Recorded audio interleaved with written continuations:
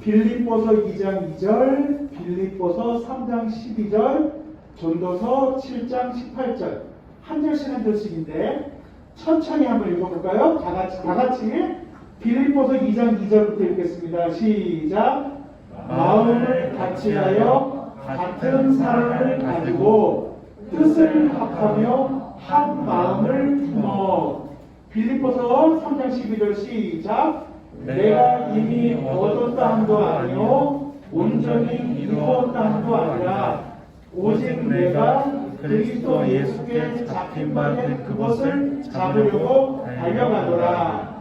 전도서 7장 18절 시작. 너는 이것도 잡으며 저것으로도 내 손을 놓지 아니하는 것이 좋으니 하나님을 경외하는 자는 이 모든 일에서 벗어날 것입니다. 아멘. 오늘은 행복한 삶에 대한 세 가지 비밀이라는 제목을 가지고 우리 어르신들과 성경의 이야기를 나누려고 합니다. 성경은요, 사람들이 어떻게 하나님께로 갈 수 있고 사람들이 어떻게 하나님의 나라에 들어갈 수 있는지 구원의 길을 이야기해주고 있는 것이 성경입니다. 근데 성경에는 그것만 있는 것이 아니라 이제 하나님의 백성이 되고 이제 하나님을 알게 되고 하나님을 따르는 사람이 된 사람들이 그러면 삶을 어떻게 살아가야 하느냐에 대해서도 이야기해주고 있어요. 그래서 제가 지난주에는 어떻게 하나님께로 돌아갈 수 있는가, 어떻게 하나님의 나라에 들어갈 수 있는가를 말씀드렸는데 오늘은 하나님을 믿는 사람들이 정말로 하나님이 기뻐하시는 행복한 삶을 살아가려면 어떻게 해야 되는가, 그 이야기를 좀 하려고 합니다. 그래서 어떤 분들은 성경을 나침판이라고 부르는 분도 계세요. 나침판은 뭐죠? 나침판은 어디가 북쪽이고 어디가 남쪽인 것을 가르쳐줘서 내가 가야 될 방향을 제시하는 것처럼 성경은 인생과 삶의 방향을 제시해 준다고 말씀할 수 있기 때문에 성경을 나침판과 같다라고도 이야기를 해요. 자, 그러면 오늘은 성경에서 이야기하는 세 가지 정말 사람이 행복한 삶을 살기 위해서 정말 중요한 원칙이 무엇인가, 그것을 오늘 보려고 합니다.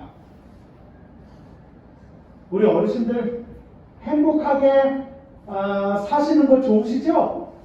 네, 그럼요. 우리 어린 나이로부터 어르신들까지, 이거 저도 마찬가지입니다. 행복하게 살고 싶지 않은 사람이 어디 있어요? 근데 행복한 삶을 살기 위해서 첫 번째 원칙이 있어요. 첫 번째는 뭐라고 되어 있냐면 마음을 같이하여 같은 사랑을 가지고 뜻을 합하며 한 마음을 품어. 이 말씀 속에서 어떤 우리가 원칙을 볼 수 있냐면 행복은 상태가 아니라 관계이라는 거예요. 관계. 우리 어르신들 옛날에 나온 영화 중에 국제시장이라는 영화 보셨는지 모르겠어요. 국제시장이라는 영화 보신 적 있으세요? 그 국제시장의 영화의 마지막 장면에 보면 그 주인공 이름이 뭐더라? 덕 뭐던데? 덕 뭐요? 네, 덕자가 들어가는데, 그죠? 그 주인공이 전쟁을 거쳐서 독일의 광부가 되고 그 모진 세월을 다 거쳐가지고 이제 노인이 되어서 마지막 장면이 뭐예요? 아들, 손자, 며느리, 가족이 다 모여 있는데 혼자 방에 들어와서 아버지 사진을 이렇게 보면서 뭐라고 얘기해요? 아버지, 제가 잘 살았죠? 이렇게 얘기한단 말이에요. 근데 잘 보세요. 큰 집에 먹을 거 많이, 맛있는 거 많이 넣고 사람들 많이, 아들, 손자, 며느리 다 모였어요. 그런데 서로 관계가 안 좋아요. 서로 막 그냥 얼굴도 안 보려고 그래. 그러면 행복할까요? 안 행복할까요? 안 행복해요. 사람들이 착각하는 게 있는데 그게 뭐냐면 굉장히 좋은 집을 짓고 그리고 굉장히 좋은 옷을 입고 몸이 건강하고 그리고 맛있는 거 먹고 그러면 행복하다고 근데 잘 생각해 보세요. 가족이야. 그런데 나랑 같이 사는 부부가 관계가 안 좋아. 나랑 같이 사는 자식과 관계가 안 좋아. 나랑 같이 사는 친구와 관계가 안 좋아. 그러면 그 자리가 행복할까요? 행복할 수가 없어요.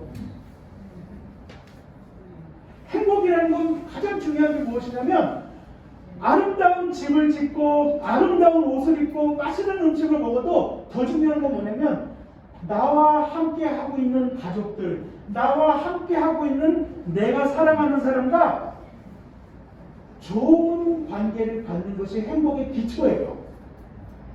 근데 남자들이 착각하는 게 뭐예요? 남자들은 대거 같은 집을 지어놓으면 행복할 줄 알아요. 근데 대거 같은 집을 가정으로 만드는 게 여자분들이에요. 남자들은 대거 같은 집을 지어도요, 거기에 아름답고 따뜻한 가정을 만드는 게 여자분들이라고 그러잖아요, 옛날부터. 예. 그러니까 중요한 게 뭐냐면 행복의 기본은 뭐냐면 상태가 아니고 현재의 상황이 아니고 제일 중요한 게 뭐예요? 관계예요. 관계. 갑돌이와 갑순이가 왜 헤어졌죠? 우리 어르신들 갑돌이와 갑순이가 왜 헤어졌어요? 겉으로 안 그런 척 했잖아요. 좋아하면서. 그죠? 갑돌이와 갑순이가 한 마을에 살았는데 둘이는 서로 좋아했단 말이에요. 근데 뭐가 문제예요? 겉으로 안 그런 척 했어요. 어르신들이 자녀를 사랑하고 어르신들이 손주를 사랑하고 어르신들이 누군가를 사랑하고 좋아할 때 마음을 전달해야 돼요. 마음을 내가 너를 정말로 소중하게 여긴다. 내 아들아, 내 딸아, 내 며느리야, 내 아내, 내 남편, 내 친구야. 내가 너를 정말로 좋아한다. 내가 너를 정말로 사랑한다. 참 고맙다. 네가 있어서 참 좋다. 이거 마음을 표현하지 않으면 상대방은 알아줘요, 몰라줘요? 몰라줘요. 근데 왜 많은 사람들이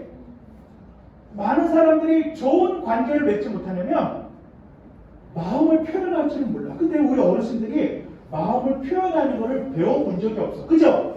우리 아버지 보면은 우리 어르신들하고 똑같아요.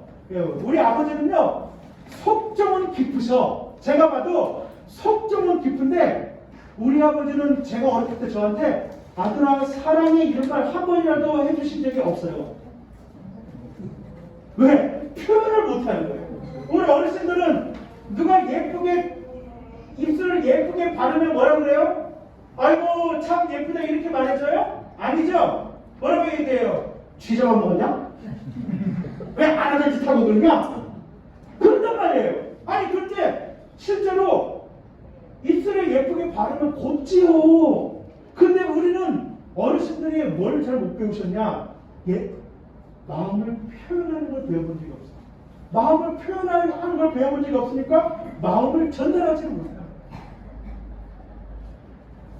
내가 상대방을 너무너무 사랑해도, 상대방을 너무너무 고맙게 여겨도, 상대방을 너무너무 소중하게 여겨도 내 마음이 전달되지 않으면 상대방이 볼 때는 어때요?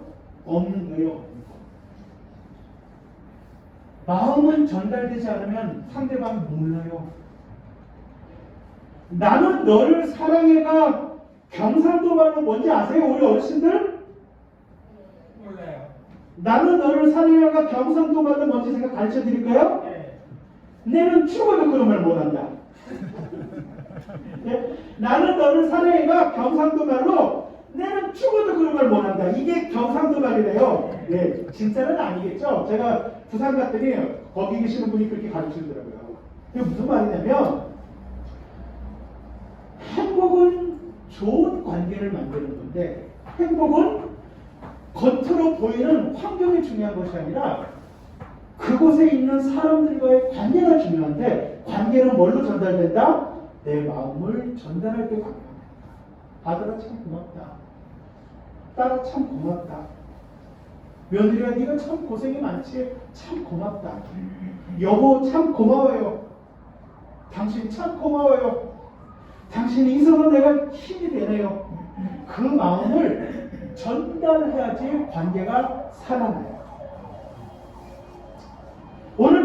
빌립보서 2장 2절에서 그 비결을 가르쳐 주는 거예요. 생각을 같이 하고 사랑을 같이 하고 뜻을 같이 해서 한 마음이 되기 위해서 때로는 내 주장을 조금 양보할 필요도 있고 조금 손해볼 필요도 있고, 그러나 그 좋은 관계를 만들어가기 위해서 우리는 희생할 만한, 양보할 만한 가치가 있다는 거죠.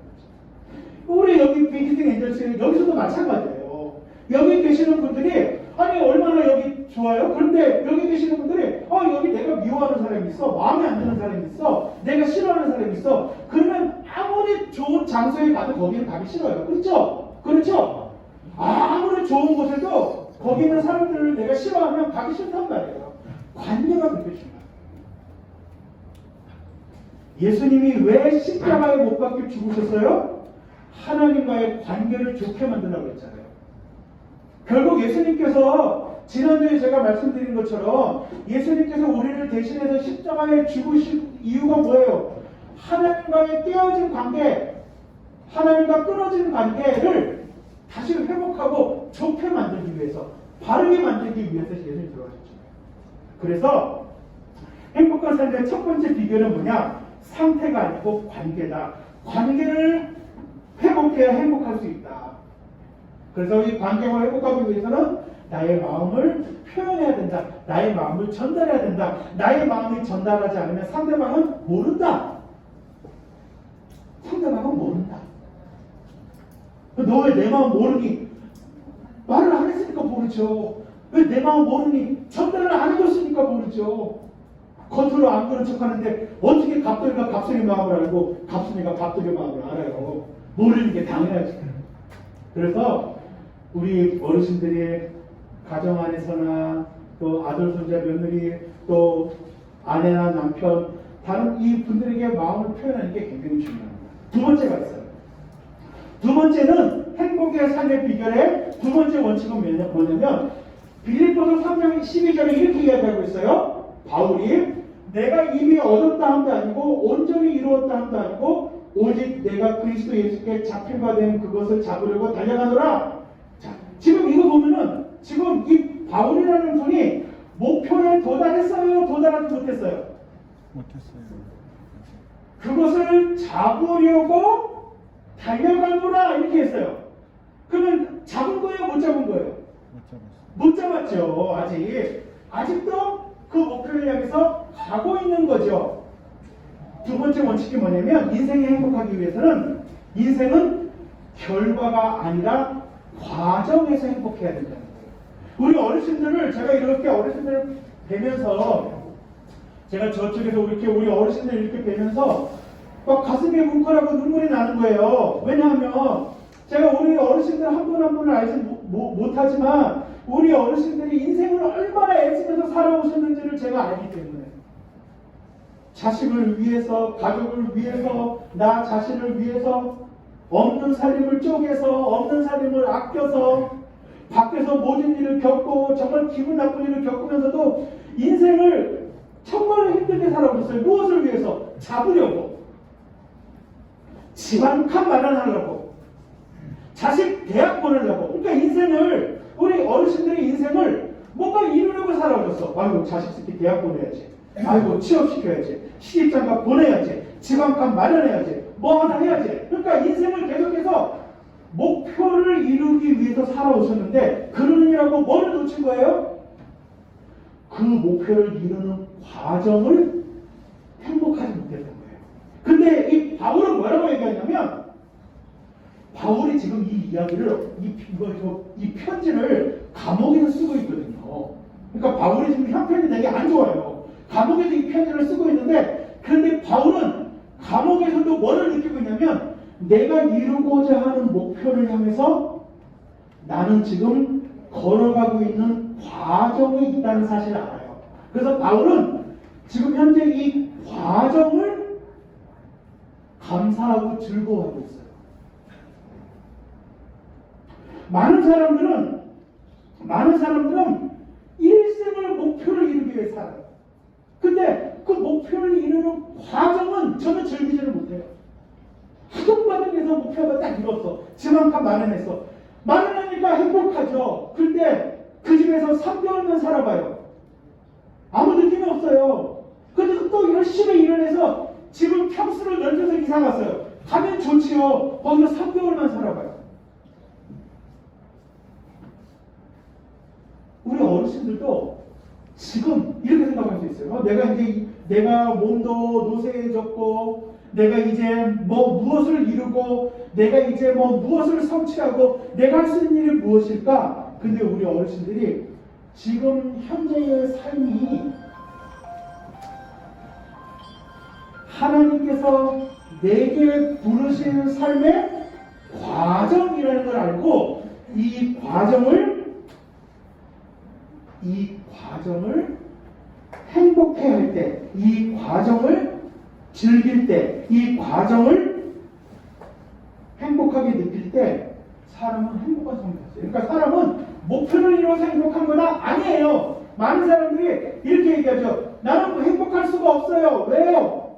목표를 이루지 못했기 때문에. 나는 행복할 수가 없어요. 왜요? 나는 목표를 달성하지 못했기 때문에. 근데 행복은 어디에 있는 거라고요? 목표 달성에 있어요? 아니에요. 행복한 삶의 비결은 그 목표를 이루어가는 과정을 즐겨야 돼요. 그 목표를 이루어가는 과정을 행복해요. 그러니까 여기 계시는 우리 어르신들도 우리 모두는 여전히 하나님의 나라에 들어가는 그 마지막 그 영원한 목표를 향해서 우리는 지금도 다 과정이 있다고요. 하나님이 보실 때에는 집 한 칸 마련하는 거, 그거 하나님, 천지를 창조하신 하나님은 우리를 너무 사랑하시다고 집 한 칸 넓히는 것도 기뻐하시지만, 하나님 보실 때는 이 땅에서 누리는 부귀영화는 아무것도 아니에요. 영원한 하나님의 나라에 영원한 생명이 있는데 그 과정에 우리는 있다는 거예요. 근데 이 과정이 행복한 것입니다. 그 행복한 삶의 두 번째는 뭐라고요? 결과가 아니고 과정이다. 과정이 행복해야 된다. 마지막 세 번째를 제가 아주 중요한 얘기입니다. 행복한 삶의 세 번째 비결은 한번 전도서 7장 18절 한번 같이 읽어볼게요. 이 마지막에 같이 한번 읽어볼게요. 시작. 너는 이것도 잡으며 저것에서도 내 손을 놓지 아니하는 것이 좋으니 하나님을 경외하는 자는 이 모든 일에서 벗어날 것입니다. 아멘. 이게 다른 더 쉬운 말로는 여기에 보면 이렇게 돼 있어요. 하나님을 경외하는 자는 이 모든 일에서 벗어날 것입니다. 이게 뭐라고 표현되어 있냐면 더 쉬운 말로 된 성경에는 하나님을 경외하는 자는 극단에서 벗어나는 일을 이렇게 돼 있어요. 전도서 7장 18절은 뭐냐면 균형을 말해요. 인생에 행복하기 위해서 세 번째 원칙은 뭐예요? 지나침이 아니라 균형을 잡아가는 거예요. 제가 여기 우리 사회복지사님 안 계시네? 계시면 뭐 좀 시키라고 했더니 이리로 보세요. 자, 여기 서서 자, 균형을 잡아보세요. 균형을 잘 잡아보세요. 똑바로 잡아보세요. 손 쫙 옆으로 펴시고. 네. 균형 잘 잡고 있어요? 네? 잘 잡고 있어요? 네. 예, 박수 한번 쳐주세요. 네, 이게 균형을 잘 잡은 게 아니고 이게 균형을 잘못 잡은 거예요. 제가 가르쳐 드릴게요. 많은 사람들에게 제가 균형을 잡아보세요. 그러면 어떻게 잡는지 아세요? 균형을 잡아보세요. 그러면요. 이렇게 잡아요. 균형을. 이거를 유지하려고 해요. 이렇게 유지하려고 해요. 근데 균형은 이렇게 잡는 게 아니에요. 균형은 어떻게 잡는 거예요? 이렇게 잡는 거예요. 이렇게 잡는 거예요. 왔다 갔다. 인생을 살아가면서 이런 균형은 영원히 없어요. 근데 많은 사람들이 인생의 균형을 이렇게 잡으려고 해요. 일도 50%, 사랑도 50%. 그런 게 인생에 어디 있어요? 많은 사람들이 일의 30%, 휴가의 30%, 사랑의 30% 이런 균형은 오지 않아요. 인생의 균형은 이렇게 딱 잡는 게 아니고 인생의 균형은 왔다 갔다 왔다 갔다 이렇게 잡는 거예요. 그러면 여기 이렇게 균형을 잡으려면 제일 중요한 게 뭐예요? 균형 감각이에요. 인생에서 제일 중요한 것은 균형 감각이에요. 이 세상에서 인생을 100년을 살아도 모든 것이 균형 잡힌 상태가 않아요. 우리 어르신들 보세요. 젊었을 때는 이러이러 바빠. 그러니까 젊었을 때는 어디에 좀 많이 가 있어요? 이쪽에 좀 많이 가 있어요. 아니 젊었을 때 아내하고 애들하고 시간 보내겠다고 회사 때려치면 행복하겠죠? 아니 그러면 어떻게 행복할 수가 있어요? 일을 해야지 가정이 행복하지. 아니 애들하고 아내하고 같이 행복하게 보내야지. 나 회사 안 갈래. 아 그러면은 그 사람은 행복이 아니고 불행해질 수밖에 없죠. 그러니까 젊었을 때는 일에 좀 많이 시간이 가 있는 거예요. 회사 일에 좀 많이 가 있어요. 아 그런데 아이고 내가 회사 일에 시간이 많이 가 있지만 우리 사랑하는 아내하고 남편하고 애들하고 시간을 좀 보내기 위해서 주말은 내가 애들과 시간을 보내려고 애를 써야 되겠구나. 그래서 어떻게 해요? 균형을 좀 잡아가는 거예요. 균형을 좀 잡아가지만 젊었을 때는 일하는데 시간이 많이 가는 거예요. 이게 균형인 거예요. 젊었을 때 어떻게 이런 균형이 돼요? 회사를 그만둬야지. 제가 회사에서 직원들하고 상담하다 보면 맨날 가정 회사 일이 바빠갖고 애들하고 시간을 못 보는데요. 회사 일이 바빠서 애들하고 시간 못 보는 게 정상이에요. 그 나이에는 그래야지 일을 해야 되는데. 그런데 중요한 건 뭐냐? 그럼 주말에는 뭐 하냐는 거예요. 휴가 때는 뭐 하냐는 거예요. 그때는 자식들하고 온전히 행복한 시간을 만들어야지. 근데 주말에는 낚시 가고 축구하러 가고 뭐하러 가고 그러면서 무슨 그런 소리를 해. 그 틀린 말이죠. 그러다가 인생이 나이가 점점 들면 어때요? 은퇴할 때쯤 되면 일에서 은퇴할 때쯤 되면 또 이렇게 좀 돌아와요. 이렇게 올라오죠. 그죠? 집에 있는 시간이 많아지고 회사 가는 시간은 일하는 시간이 점점 줄어들고 그럼 그때는 이게 균형이에요. 네? 그런데 이때 이런 균형인데 내가 소일거리라도 내가 몸을 움직이고 건강을 관리하기 위해서라도 내가 할 수 있는 거 뭐를 좀 이렇게 몸을 움직여야 되겠구나. 그러면서 자기가 조그맣게 몸을 움직일 수 있는 일을 자꾸 찾아가는 게 뭐예요? 그게 또 균형인 거예요. 이해가 되시나? 그러니까 인생의 균형이라는 것은 이런 균형이 존재하는 게 아니고 그 나이가 20대, 30대, 40대, 50대에 따라서 왔다 갔다 하는 게 균형인데 거기서 제일 중요한 게 뭐냐? 균형 감각이에요. 균형 감각. 근데 사람들이 왜 균형 감각이 없는지 아세요? 비교하니까. 왜 균형 감각을 잃어버리는지 아세요? 욕심에 가득 차니까. 예? 내가 저것보다 더 벌어야 되니까, 내가 저 인간보다 더 올라가야 되니까, 내가 저 인간보다 더 빨리 승진해야 되고, 저 인간보다 더 잘 살아야 되니까. 그러니까 어떻게 돼요? 오버페이스. 지나치게 되고, 욕심 부리게 되고, 그러면 어떻게 돼요? 균형을 잃게 되고, 그러면 어떻게 돼요? 행복을 잃어버리게 되는 거죠. 세 번째는 뭐냐? 마지막 세 번째 원리는 뭐냐면 지나침이 아니고 균형이라는 겁니다. 균형.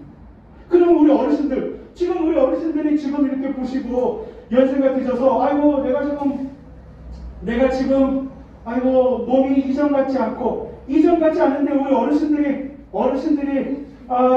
20대 손주들만큼 막 달리실 수 있어요? 없지요. 그거는 불가능하잖아요. 20대 손주하고 달리기 위해서 이기기에는. 그러나 지금 연생에 아이고 내가 어떻게 건강을 좀 관리할 수 있을까? 내가 조금 더 걸어야 되겠구나. 내가 지금 현재 내 몸에서 내가 할 수 있는 관리를 어떻게 해야 될까? 내가 지금 현재 내 몸을 지키려면 음식은 어떻게 먹어야 될까? 잠은 어떻게 돼야 될까? 내가 지금 현재 할 수 있는 나의 삶에 무엇을 잡아가는 거예요? 균형을 잡아가는 거예요.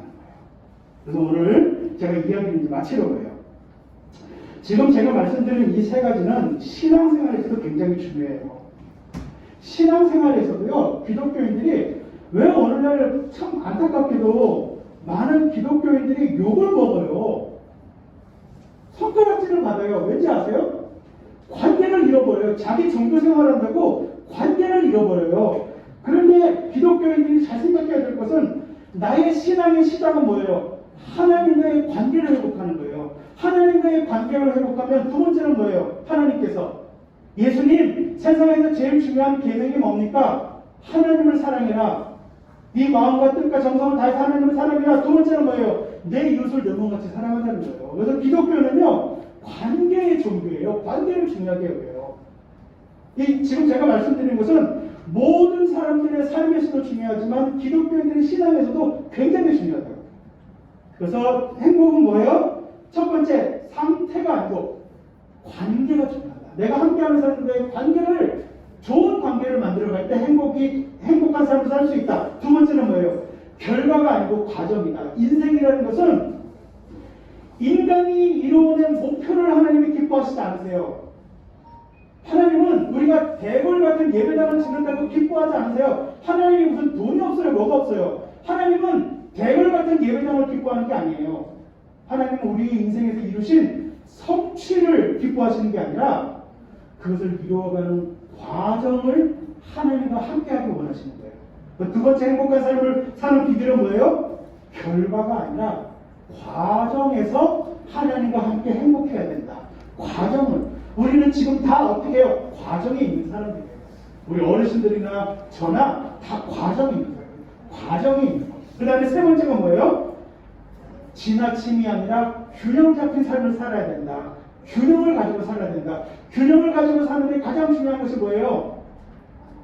균형 감각이다. 균형 감각은 남과 비교하는 데서 오면 안 돼요. 저 사람처럼 돼야지, 저 사람처럼 걸어야지, 저 사람처럼 뛰어야지, 저 사람처럼 먹어야지, 저 사람처럼 입어야지, 이러면 균형 감각을 잃어버려요. 균형 감각은 하나님이 내게 주신 삶에서 내가 할 수 있는 것, 하나님이 내게 주신 삶에서 내가 누릴 수 있고 할 수 있는 것을 잡아가는 것이 균형 감각이에요. 이 세 가지는 하나님께서 오늘 우리 모두에게, 그리고 신앙생활에서도 행복한 삶을 살 수 있는 세 가지 비밀입니다. 그러니까 오늘부터 좀 우리 어르신들 어려워도 그냥 잘 못하셔도 그냥 투명스럽게라도 가족들에게 고마워, 참 좋다, 있어서 고마워, 사랑해, 참 네가 좋구나, 참 수고가 많구나, 네가 참 좋다, 이런 말씀 좀 해주세요. 그거 한 번, 두 번 하다 보면 습관이 됩니다. 그리고 우리 어르신들 오늘 이 시간에도 우리 어르신들이 이 시간도 행복하게, 그리고 어르신들이 내게 있는 삶에서 균형을 잡아가는 우리 모두가 되었으면 좋겠습니다. 기도하겠습니다. 제가 기도할게요. 하나님 아버지 감사합니다. 하나님은 우리 인생들을 구원만 하신 것이 아니라 구원받은 자가 어떻게 살아가야 되는지를 오늘 말씀해 주시니 감사합니다. 하나님 아버지, 우리가 하나님과 참 관계가 나빠서, 하나님과 정말 관계가 나빠서 성경에는 우리가 진노의 자식이라고 그렇게 표현하고 있는데, 하나님께서 우리에게 예수님을 통해서 예수님이 우리를 대신해서 죽으심으로 하나님과 건강하고 바르고 사랑하는 관계를 회복시켜 주셨습니다. 우리가 이 하나님과의 관계가 회복된 것처럼 우리의 사랑하는 가족들과 또 친구들과 이웃들과 동료들과 관계를 회복하는 삶을 살게 해주시고, 우리가 매일매일의 삶 속에서 오늘 하루의 삶의 과정을 기뻐하고 감사하게 해주시고, 우리 인생에서 현재 나에게 주어진 것을 자족하고 감사하고 즐겁게 생각하고 현재의 삶 속에서 균형을 잡아가는 우리 모두가 되게 하여 주시옵소서. 이제는 우리 주 예수 그리스도의 은혜와 하나님 아버지의 영원하신 사랑과 성령님의 내주 충만 교통 역사하시니 하나님을 믿고 따르며 인생과 삶의 관계를 회복하고 과정을 감사하고 삶의 균형을 잡아가고 주님을 사랑하며 이웃을 사랑하며 살아가기를 원하는 모든 하나님의 백성들과 이곳에 계신 어르신들과 우리 비지팅 엔젤스에서 땀 흘려 일하시는 한 분 한 분들과 또 이 기업 위에 지금부터 영원토록 함께 하시기를 간절히 축원하옵나이다. 아멘. 네, 수고하셨습니다.